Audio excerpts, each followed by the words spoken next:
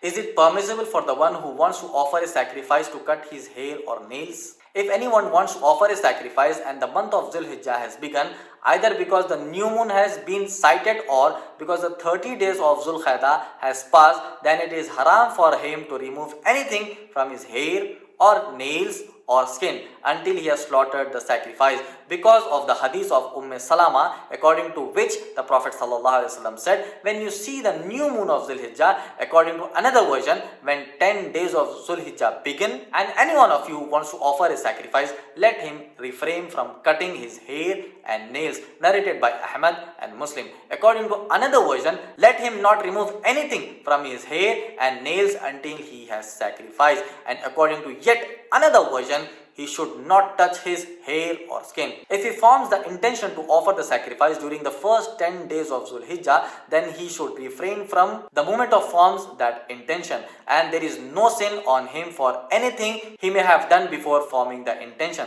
The reason for this prohibition is that when the person who wants to offer the sacrifice joins the pilgrims in some of the rituals of Hajj, namely drawing closer to Allah subhanahu wa ta'ala by slaughtering the sacrifice, he also joins him in some of the features of Ihram, namely refraining from cutting his hair, etc. This ruling applies only to the one who is going to slaughter the sacrifice. It does not apply to the one on whose behalf a sacrifice is offered, because Prophet ﷺ said, if any one of you who wants to offer a sacrifice, he did not say he is going to have a sacrifice offered on his behalf. And Prophet ﷺ used to offer the sacrifice on behalf of the members of his household, and it is not narrated that he told them to refrain from that cutting hair or nails.